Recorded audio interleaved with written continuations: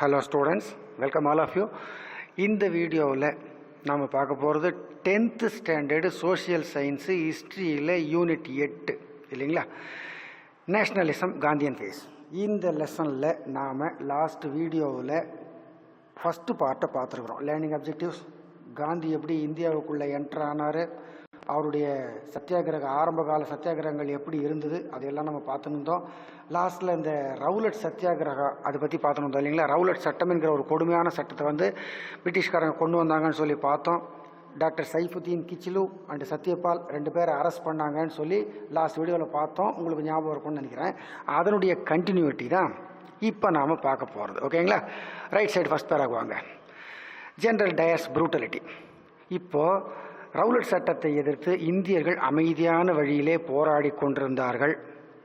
அந்த நேரத்தில் என்ன நடந்தது அப்படின்னு கேட்டிங்கனாக்கா, 1919 ஏப்ரல் 13 1919ஆம் ஆண்டு ஏப்ரல் மாதம் 13ஆம் தேதி ஜாலியன் வாலாபாக் அப்படிங்கிற ஒரு இடத்துல ஒரு பொது கூட்டம் ஒன்று நடந்தது இந்தியர்களால். ஆச்சுங்களா. அது அமிர்த்சர்ங்கிற இடத்துல இருக்குது. அது ஆச்சுங்களா. அது என்னைக்கு நடந்ததுங்க அந்த கூட்டம்னு கேட்டிங்கனாக்கா, Baisakhi day, spring harvest festival of the Sikhs. அதாவது சீக்கியர்கள், பஞ்சாபில் இருக்கவங்கள சீக்கியர்கள்னு சொல்லுவோம். சீக்கியர்களுடைய அறுவடை திருநாள் தான் அந்த பைசாகி டேன்னு பேர். இப்போ நம்ம ஊரில் நம்ம பொங்கல் கொண்டாடுறது இல்லைங்களா, அந்த மாதிரி அவங்க கொண்டாடுற ஒரு பண்டிகைக்கு பைசாகி டேன்னு பேர். அந்த நாளில் தான் இந்த போராட்டம் நடந்தது. ஏகப்பட்ட கிராமத்து மக்கள் அங்கே ஒன்று சேர்ந்திருந்தார்கள். ஆயிரக்கணக்கான பேர் ஒன்று சேர்ந்திருந்தார்கள். ஆச்சுங்களா. எங்கே ஒன்று சேர்ந்திருந்தாங்க? ஒரு பார்க்குங்க, அது பூங்கா. ஒரு பார்க்கில் ஒரு பக்கம்தான் என்ட்ரன்ஸு அந்த பார்க்குக்கு. ஆச்சுங்களா. அந்த ஒரு பக்கம் என்ட்ரன்ஸ் உள்ள பார்க்கில் ஆயிரக்கணக்கான மக்கள் ஒன்றாக சேர்ந்து ரவுலட் சட்டத்தை எதிர்த்து அமைதியான முறையிலே போராடி கொண்டிருந்தார்கள். இதில் ஒன்றும் தப்பு இல்லைங்களே. அங்கே வந்தார் பிரிட்டிஷ்கார ஜெனரல் ரெஜினால்டு டயர், அவர் பேர் அது இல்லைங்களா, படை தளபதி. அங்கே அவர் என்ன பண்ணார், surrounded the place with is troops and an armed vehicle. கையில் ஆயுதங்கள் ஏந்தியவர்களோடு, கையில் ஆயுதம் ஏந்திய மிலிட்ரியோடு ஜெனரல் டயர் இந்தியர்கள் தங்கியிருந்த அந்த பூங்காவை சுற்றி வளைத்தார். High walls was blocked and firing took place without any warning. இந்தியர்கள் அமைதியான வழியில் போராடி கொண்டிருந்த பார்க்கை சுற்றி வளைத்து எந்த விதமான முன்னெச்சரிக்கையும் இல்லாமல் துப்பாக்கி சூடு நடத்தினார். ஆச்சுங்களா. தொடர்ந்து 10 நிமிஷத்திற்கு இந்த துப்பாக்கி சூடு நீடித்தது. ஆச்சுங்களா. இந்தியர்களால் தப்பிச்சு ஓட முடியல. ஏன் ஓட முடியலைங்க? 4 பக்கமும் ஹை வால்ஸ், மிக உயரமான சுவர்கள். ஒரே ஒரு பக்கம்தான் என்ட்ரன்ஸ், நுழைவாயில். அந்த பக்கத்தில் ஜெனரல் டயர் மிலிட்ரியோட துப்பாக்கி சூடு நடத்துறாரு. 10 நிமிஷம் தொடர்ந்து புல்லட் தீர்ற வரைக்கும் சுடுறாரு. அப்போ இந்தியர்கள் எப்படி தப்பிச்சு ஓடி இருக்க முடியும்னு நினைக்கிறீங்க? முடியவில்லை.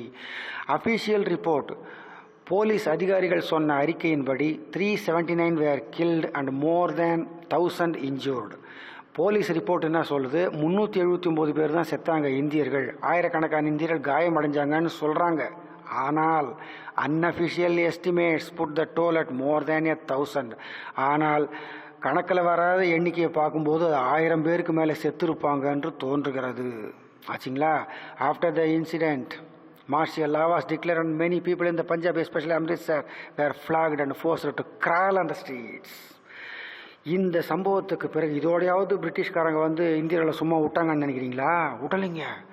இந்தியர்களை எங்கே பார்த்தாலும் சரி, பஞ்சாபில் குறிப்பாக அமிர்த்சர், அதான் அமிர்தசரஸ்ன்ற இடத்துல இந்தியர்களுக்கு சவுக்கடி தண்டனை கொடுக்கப்பட்டது. சவுக்கடினா சாட்டையால் அடிக்கிறதுன்னு அர்த்தம்.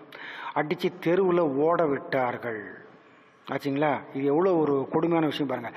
தி ப்ரூட்டாலிட்டி என்ரேஜ்டு இண்டியன்ஸ். இது இந்தியர்களை கடுமையான கோபத்துக்கு உள்ளாக்கியது.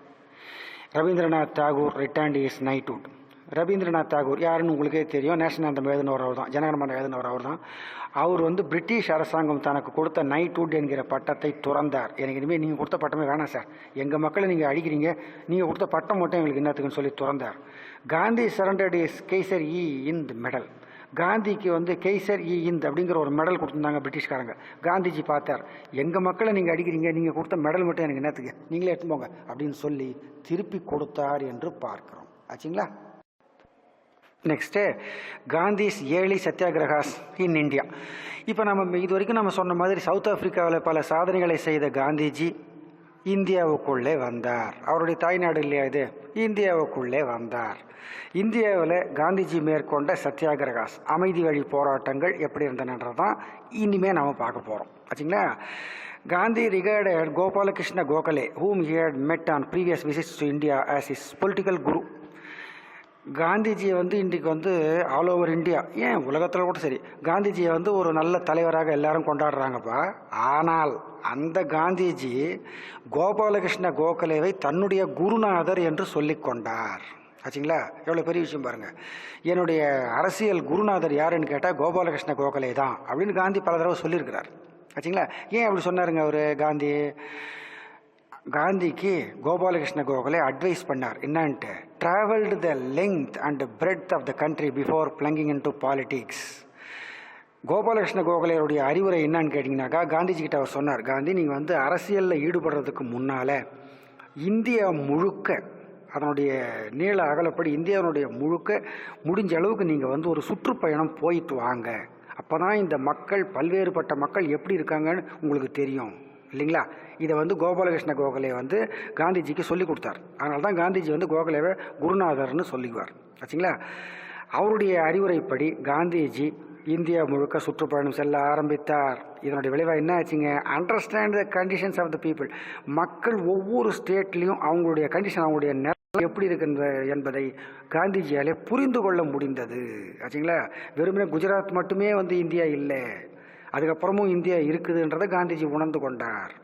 It is on one of these journeys through Tamil Nadu that Gandhi decided to discard his following robes and wear a simple தோட்டி.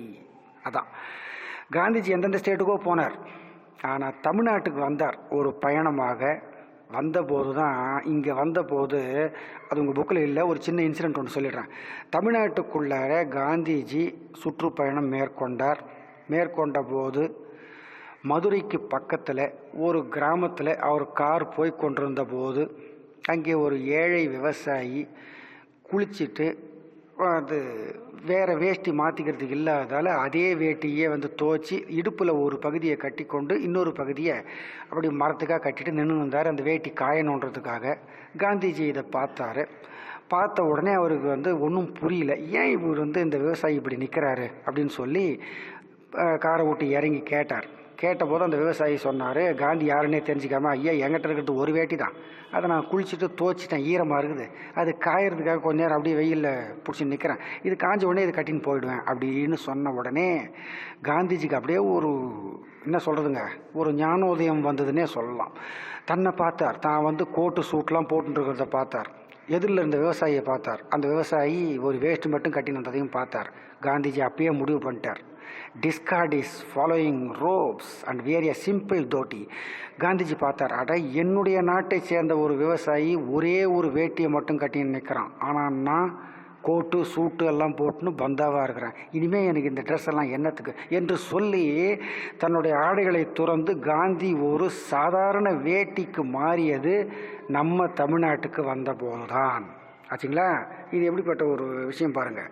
காந்திஜி எங்கெங்கேயோ போனாருங்க, ஆனால் தமிழ்நாட்டுக்கு வந்தபோது தான் அவர் ஒரு வேட்டியோட ஒரு சராசரி எளிய மனிதராக காந்தி மாறினார். அவரை இந்த தமிழ்நாடு மாற்றியது. ஆச்சுங்களா. இப்போ தெரிஞ்சுங்களா அவர் ஏன் சுற்றுப்பயணம் வந்தாருன்னு சொல்லி.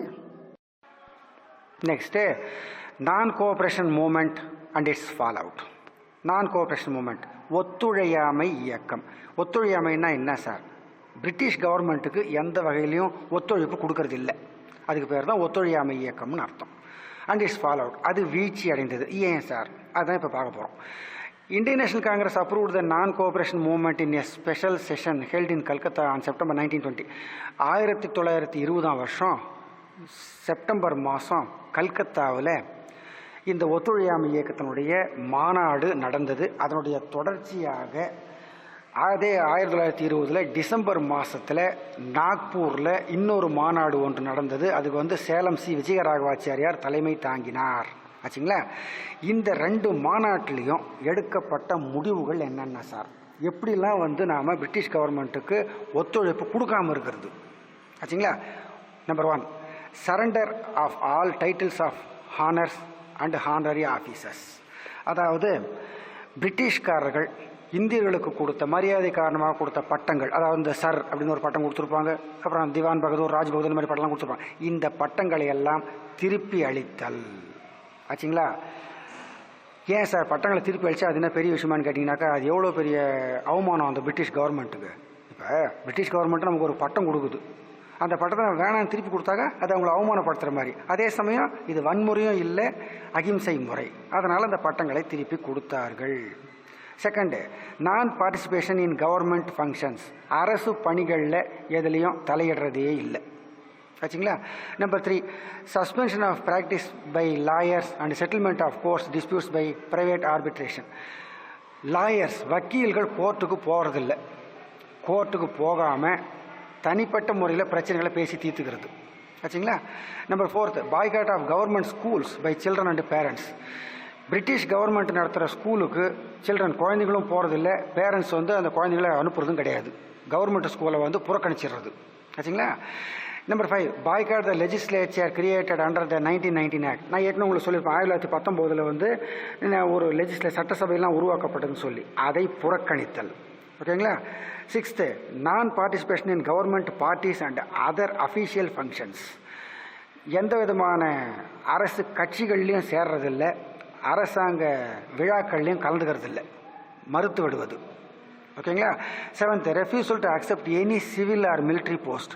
பிரிட்டிஷ் கவர்மெண்ட் கொடுக்கக்கூடிய எந்த விதமான பதவிகளையும் வேணான்னு சொல்லி ஒதுக்கி தள்ளிடுறது ஓகேங்களா. Last, boycott of foreign goods and spreading the doctrine of swadeshi. வெளிநாட்டு பொருள்களை வாங்குறதே கிடையாது, பிரிட்டிஷ்காரன் எந்த பொருளை வைத்தாலும் வாங்குறதில்ல, அதுக்கு பதிலாக நம்ம நாட்டு பொருள்கள் சுதேசி நாமளே தயாரித்த பொருள்களை வாங்கணும்னு சொல்லி மக்கள்கிட்ட பிரச்சாரம் பண்ணுறது. ஸோ இப்படி 8 வகையாக இந்த ஒத்துழையாமை இயக்கத்தை காந்திஜி தொடர்ந்தார் அப்படின்னு சொல்லி பார்க்குறோம் ஓகேங்களா. Next, no tax campaign and Chauri Chaura incident. No tax campaign, வரி கொடாத இயக்கம், மற்றும் சௌரி சௌரா இன்சிடெண்ட், சௌரி சௌராவில் நடந்த ஒரு சம்பவம் ஆச்சுங்களா. இது ரெண்டையும் தான் இந்த ஹெட்டிங்கில் நம்ம பார்க்க போகிறோம். Gandhi announced a no tax campaign in Bardoli in February 1922. 1922 பிப்ரவரி மாதத்தில் காந்திஜி ஒரு அறிவிப்பை வெளியிட்டார். என்ன அறிவிப்புங்க அது? இனிமே நாம் இந்தியர்கள் பிரிட்டிஷ்காரர்களுக்கு வரி கொடுக்கக்கூடாது அப்படிங்கிற ஒரு இயக்கத்தை ஆரம்பித்தார் காந்திஜி. இதனுடைய விளைவாக என்ன ஆச்சுன்னு கேட்டிங்கனாக்கா, Gandhi's reputation as a national leader, especially the peasants, காந்தியினுடைய மரியாதை அளவுக்கு அதிகமாக உயர்ந்தது. அவர் ஒரு நேஷனல் லீடர், நாட்டு தலைவராகவே ஆக்கப்பட்டார். விவசாயிகள் மத்தியில் அவருக்கு நல்ல செல்வாக்கு ஏற்பட்டது. இதெல்லாம் நம்ம பார்க்குறோம் ஆச்சுங்களா. காந்தி மேட் ஏ நேஷன் வைடு டூர். மறுபடியும் காந்திஜி ஏற்கனவே நம்ம சொன்ன மாதிரி மறுபடியும் என்ன பண்ணார், ஒரு இந்தியா முழுக்க ஒரு சுற்றுப்பயணம் மேற்கொண்டார்.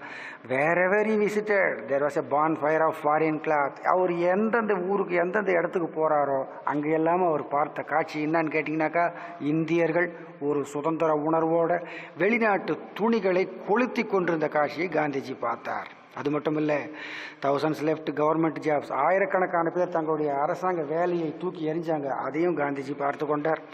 Students gave up their studies in large numbers. ஏகப்பட்ட மாணவர்கள் தங்களுடைய எதிர்ப்பை தெரிவிப்பதற்காக பள்ளிக்கூடத்துக்கு போகாமல் இருந்தாங்க, அதையும் காந்தி பார்த்தார். Lawyers gave up thriving practices. வழக்கறிஞர்கள் கோர்ட்டுக்கு போகிறதில்ல, இதையெல்லாம் காந்திஜி பார்த்தார். Boycott of British goods and institutions were effective. வெளிநாட்டு பொருள்கள், குறிப்பாக இங்கிலாந்து பொருள்கள் புறக்கணிக்கப்பட்டன. The boycott of the prince of Wales visit to India was successful. இந்த சூழ்நிலையில் இளவரசர் வேல்ஸ்னு ஒருத்தர் இங்கிலாந்துலேருந்து, அவர் என்ன பண்ணார், இந்தியாவுக்குள்ளே வரேன்னு சொல்லி வந்தார். அவருக்கு வரவேற்பு கொடுக்கப்படவில்லை, புறக்கணிக்கப்பட்டார், அவருக்கு அவமானமாக போச்சு. இதெல்லாம் நடந்தது ஆச்சுங்களா. இப்போ on 5th February 1922, a procession of the nationalists in Chauri Chaura, a village near Gorakhpur in present-day Uttar Pradesh, provoked by the police turned violent. இப்போ இருக்கிற உத்தரப்பிரதேஷ் ஸ்டேட்டில் கோரக்பூருக்கு பக்கத்தில் ஒரு சின்ன கிராமம் சௌரி சௌரா. ஸ்டூடெண்ட்ஸ் ஒரு நிமிஷம், இதெல்லாம் நீங்கள் வந்து மேப்பில் மார்க் பண்ண வேண்டி வரும் ஆச்சுங்களா. சௌரி சௌரா அந்த இடத்துல நீங்கள் மார்க் பண்ண வேண்டி வரும். அதை மேப்பை நாம் வந்து அடுத்தடுத்த வீடியோவில் பார்க்க போகிறோம். ஓகேங்களா. நான் ஏற்கனவே சொன்னதே உங்களுக்கு ஞாபகப்படுத்துகிறேன்பா. இந்த 1922 நீங்கள் ஞாபகம் வைத்து கொள்ளலாம். ஏன்னாக்கா சௌரி சௌரா இன்சிடெண்ட் 1922 ஆச்சுங்களா. இதை நீங்கள் ஞாபகம் வச்சுக்கலாம். சரி, இப்போ விஷயத்துக்கு வருவோம். உத்தரப்பிரதேஷ் ஸ்டேட்டில் கோரக்பூருக்கு பக்கத்தில் சௌரி சௌராங்கிற ஒரு சின்ன கிராமத்தில் 1922 February 5 ஒரு விவசாயிகள் பேரணி ஒன்று நடந்தது. அது டேர்ன்ட் வயலண்ட் ஆச்சுங்களா. வன்முறையிலே முடிந்தது. ஏன் வன்முறையில் முடிந்தது? அந்த police finding themselves outnumbered shut themselves inside the police station.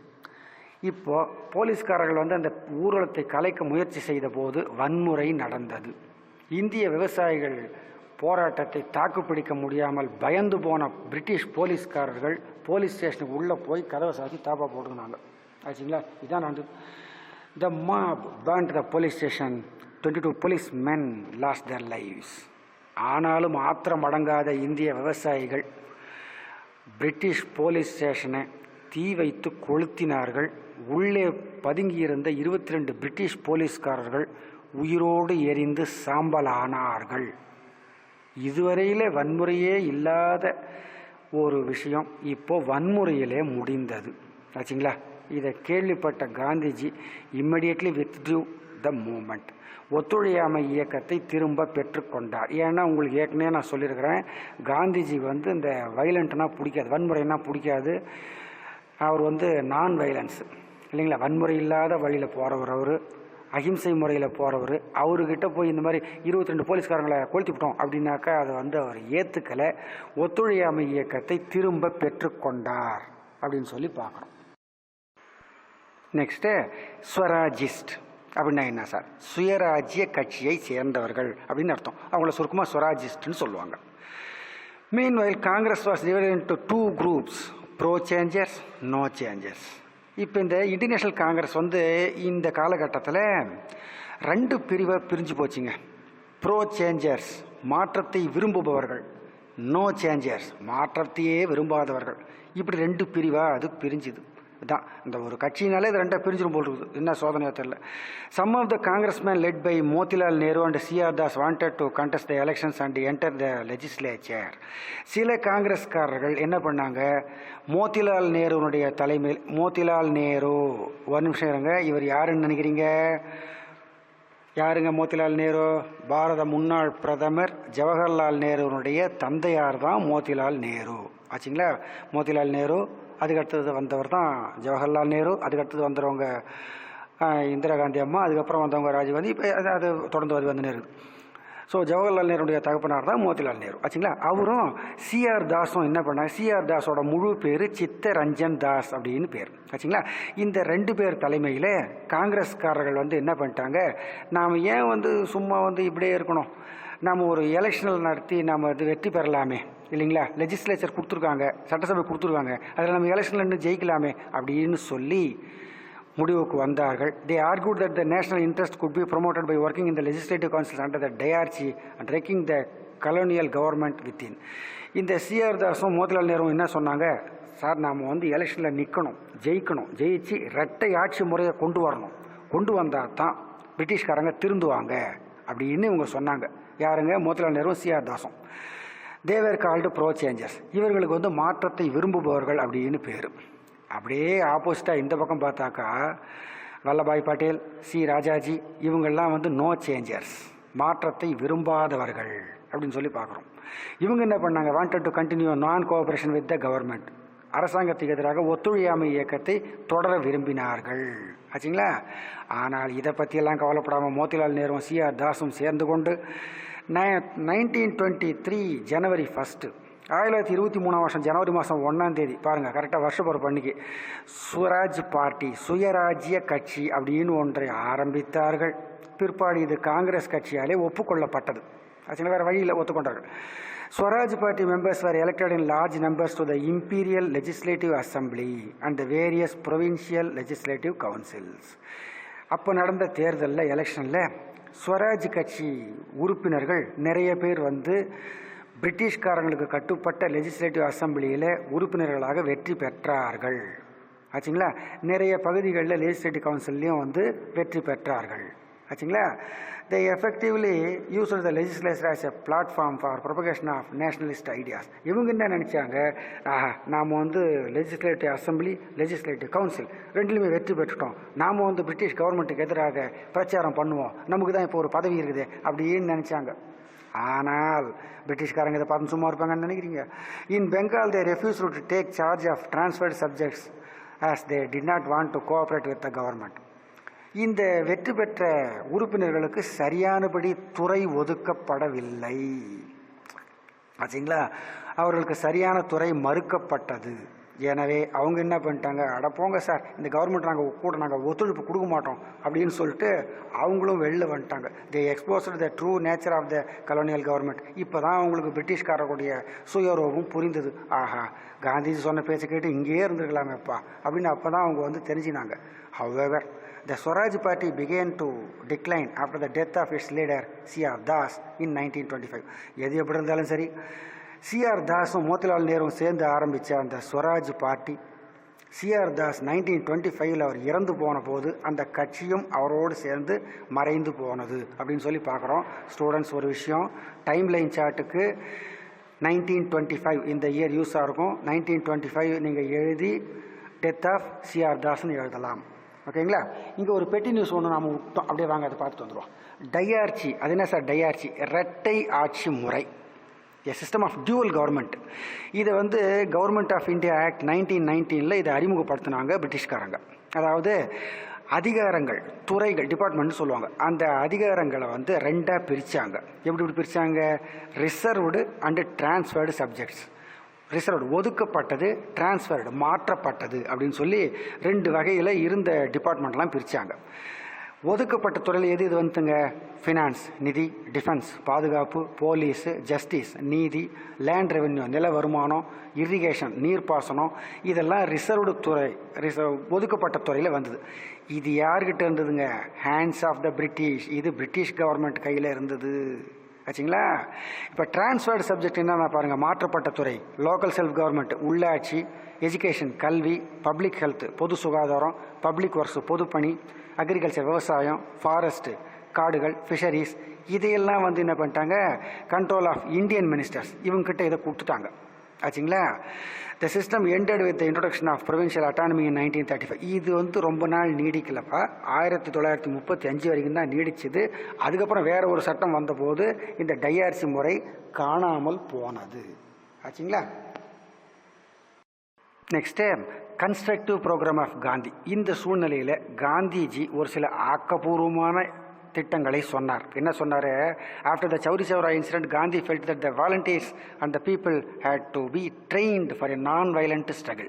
Gandhiji நினச்சார், இந்த மக்களுக்கு வந்து இந்த நான் வயலன்ஸ், அகிம்சை முறைனா என்னன்னே புரியலையப்பா, போலீஸ்காரங்களை போய் தீ வச்சு கொளுத்துறாங்களே, இவங்களை எப்படி திருத்துறது அப்படின்னு யோசனை பண்ணி என்ன பண்ணிட்டாரு, சரி இவங்களை வந்து நாம் வேறு விதமாக தான் கொண்டு போகணும் அப்படின்னு சொல்லிட்டு இவர் என்ன பண்ணார், காந்திஜி ஒரு தன்னுடைய தொண்டர்களை கூப்பிட்டு ஒரு 3 விதமான யோசனைகளை சொல்கிறேன், கேட்குறீங்களாப்பா அப்படின்னாரு. சொல்லுங்கள் சார் அப்படின்னாங்க அவங்க. இவர் என்ன பண்ணார், ப்ரமோட்டிங் காதி, கதர் துணியை அணிய சொல்லி மக்களை வற்புறுத்துங்கள். ஹிந்து முஸ்லீம் யுனைட்டி, இந்து முஸ்லீம் ஒற்றுமையாக இருக்கணும்னு மக்கள்கிட்ட சொல்லுங்க. அபாலிஷன் ஆஃப் அன்டச்சபிலிட்டி, தீண்டாமையை ஒழிச்சு கட்டணும், அதுக்கு சொல்லுங்க. இதுக்கு நீங்கள் என்ன பண்ணணும், go throughout your districts and spread the message of khaddar, the message of Hindu Muslim unity, the message of untouchability. Khaddar உடுத்த சொல்லுங்கள், கதர்னா இந்த கைத்தறி துணி உடுத்த சொல்லுங்கள், இந்து முஸ்லீம் ஒற்றுமையாக இருக்க சொல்லுங்கள், தீண்டாமையை ஒழிச்சு கட்ட சொல்லுங்கள். இதெல்லாம் சொன்னீங்கன்னாக்க தான் உங்களுக்கு நல்லது. Take up in hand the youth of the country and make them the real soldiers of Swaraj. இளைஞர்கள் மத்தியில் இதை சொல்லுங்கள், ஏன்னா அவங்க கையில் தான் இந்த நாட்டினுடைய எதிர்காலம் இருக்கிறது அப்படின்னு சொன்னார். இதை ஏற்றுக்கொண்டார்கள் காந்தியினுடைய தொண்டர்கள். He made it compulsory for all Congress members to wear கதர். காங்கிரஸ் கட்சிக்காரங்க பூரா கதர், கைத்தறி துணி தான்ப்பா கட்டணும் அப்படின்னு சொல்லி காந்திஜி கட்டாயமாக சொன்னார். இதனுடைய விளைவாக என்ன ஆச்சுங்க, the all India spinners association was formed. அகில இந்திய நெசவாளர் கூட்டமைப்பு உருவாக்கப்பட்டது. ஆச்சுங்களா. இந்த சூழ்நிலையில் தான் சைமன் கமிஷன், சைமன் குழு அப்படின்னு ஒன்று இந்தியாவுக்குள்ளே வந்தது. அது ஏன் சார் வந்தது? 1927 வருஷம் நவம்பர் மாதம் 8ஆம் தேதி பிரிட்டிஷ் கவர்மெண்ட் என்ன பண்ணாங்க, இந்தியன் ஸ்டாச்சுட்டரி கமிஷன், இந்திய சட்டபூர்வ குழு ஒன்றை அமைத்தார்கள். Composed of 7 members. அதில் ஒரு 7 உறுப்பினர்கள் இருந்தாங்க. அதுக்கு தலைவர் யாருன்னு கேட்டிங்கனாக்கா சர் ஜான் சைமன். ஏன் வந்தார் அவர்? To ably known as the Simon Commission. Simon Commission அப்படிங்கிற ஒரு குழுவை அமைத்தார்கள் பிரிட்டிஷ்காரர்கள். 7 உறுப்பினர்கள் அதில் இருந்தாங்க. அவர்கள் இந்தியாவுக்குள்ளே வந்தார்கள். ஏன் வந்தாங்க? சீர்திருத்தம் செய்ய போகிறாங்கன்னு சொல்லி சொன்னாங்க. ஆச்சுங்களா? அதில் என்ன ஒரு சிக்கல்னு கேட்டிங்கன்னா, it was an all white commission with no Indian member. இப்போ இந்தியர்களுக்கு உதவி செய்ய வர்றவங்க குழுவில் இந்தியன் எவனாவது ஒருத்தனாவது இருக்கணும் இல்லையா? ஒருத்தன் கூட கிடையாது, அத்தனை பேருமே இங்கிலீஷ்காரங்க. ஆச்சுங்களா? இதை பார்த்த உடனே இந்தியர்களுக்கு என்ன ஆச்சுன்னு கேட்குறீங்க? Indians were angered that they had been denied the right to decide their own constitution. எங்களுடைய தேவைகளை பூர்த்தி பண்ணுறதுக்கு எங்காலும் ஒருத்தரை போடாமல் என்ன வெறும் பிரிட்டிஷ்காரங்களே வரீங்களா? இது எப்படி நாங்கள் ஏற்றுக்க முடியும்? நாங்கள் ஏற்றுக்க மாட்டோம். சைமன் குழுவுக்கு இந்தியாவில் வேலை இல்லை அப்படின்னு சொன்னார்கள் இந்தியர்கள். All sections of India including the Congress and the Muslim League decided to boycott the commission. இந்துக்களும் சரி, முஸ்லீம்களும் சரி, காங்கிரஸ் கட்சியும் சரி, எல்லாருமே இந்த சைமன் குழுவை புறக்கணிக்க முடிவு செய்தார்கள். கீழே ஒரு ஃபோட்டோ போட்டிருக்கான் பாருங்கள், கோபேக் சைமன் டெமான்ஸ்ட்ரேஷன். சைமன் குழுவே திரும்ப போ அப்படின்னு சொல்லி ஒரு போராட்டம் நடத்தினாங்க. அந்த ஃபோட்டோ தான் அது. ஆச்சுங்களா? இப்போ wherever the commission went, they were protest and black flag marches with the slogan go back Simon. இந்த சைமன் குழுவினர் எங்கெங்கெல்லாம் இந்தியாவுக்குள்ளே போனாங்களோ அந்தந்த அத்தனை இடத்துலையும் அவர்களுக்கு எதிர்ப்பு இருந்தது. இந்தியர்கள் அவர்களுக்கு எதிராக கருப்பு கொடியை கையில் பிடித்து கொண்டு go back Simon, go back Simon, Simon குழுவே திரும்ப போ என்று சொல்லி கோஷம் போட்டார்கள். ஆச்சுங்களா? இப்போ இந்த சைமன் கமிஷனுக்கு எவ்வளோ ஒரு அவமானமாக இருக்கும். இதை பார்த்து பிரிட்டிஷ்காரங்க சும்மா வந்திருப்பாங்கன்னு நினைக்கிறீங்க? The protesters were brutally assaulted by the police. இந்த சைமன் குழுவை எதிர்த்தவர்களை பிரிட்டிஷ்காரர்கள் போலீஸை விட்டு தாக்கினார்கள். ஆச்சுங்களா? In one such assault in Lahore, Lala Lajpat Rai was seriously injured and died a few days later. நாம் ஏற்கனவே லால், பால், பால்னு ஒரு 3 குழுவை பார்த்தோம் இல்லைங்களா? அதில் ஒருத்தர் தான் லாலா லஜ்பத் ராய். அவர் என்ன பண்ணார், லாகூர், அந்த லாகூர் வந்து இப்போ பாகிஸ்தானில் இருக்குது, லாகூர் பகுதியில் லாலா லஜ்பத் ராய் சைமன் குழுவுக்கு எதிராக போராடி கொண்டிருந்த போது, அமைதியான வழியில் தான் போராடி கொண்டிருந்த போது போலீஸ்காரர்கள் அவரை தாக்கினார்கள். லாலா லஜ்பத் ராய் படுகாயம் அடைந்து சில நாட்களிலேயே பரிதாபமாக செத்து போனார்னு பார்க்குறோம். ஓகேங்களா? நெக்ஸ்ட்டு இந்த சைமன் குழு புறக்கணிப்புன்னு பார்த்தோம் இல்லைங்களா? The Simon boycott. இது என்ன ஆச்சுன்னு கேட்டிங்கனாக்கா, the Simon boycott united the different political parties in India. இந்த சைமன் குழு வந்து புறக்கணிக்கப்பட்டது, இந்தியாவிலிருந்து எல்லா கட்சிகளையும் ஒன்றாக சேர்த்தது. அதன் விளைவாகத்தான் வந்தது நேரு ரிப்போர்ட். ஆச்சுங்களா? அதுதான் இப்போ பார்க்க போகிறோம்.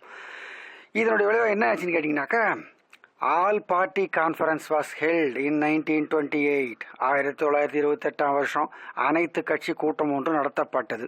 ஏன் sir? To frame a constitution for India. இந்தியாவுக்குன்னு ஒரு புதிய அரசியலமைப்பை உருவாக்கணும் அப்படின்றதுக்காக அந்த அனைத்து கட்சி கூட்டம் நடத்தப்பட்டது. A committee under the leadership of Motilal Nehru. Motilal நேருன்னா நான் யாருன்னு உங்ககிட்ட ஏற்கனவே சொல்லியிருக்கிறப்ப, முன்னாள் பிரதமர் ஜவஹர்லால் நேருவோட அப்போ தான் Motilal Nehru. A committee under the leadership of Motilal Nehru was formed to outline the principles of the basis of which the constitution was to be drafted. Motilal நேருடைய தலைமையில் கூடிய இந்த கூட்டம் இந்திய அரசியலமைப்பு எப்படி இருக்குன்றதுக்கு ஒரு முன்னுதாரணமாக ஒரு சில கொள்கைகளை முன்வைத்தார்கள். இந்த கமிட்டியினுடைய ரிப்போர்ட்டுக்கு தான் நேரு ரிப்போர்ட்னு பேர். ஆச்சுங்களா? சரி, அவங்க நேரு ரிப்போர்ட்டில் என்னென்ன சொல்லியிருக்கிறாங்க அப்படின்னு பார்த்தீங்கன்னா, first dominion status for India இல்லைங்களா, தன்னாட்சி உரிமை இந்தியாவுக்கு வேண்டும். Second, elections of the central legislature, provincial legislatures.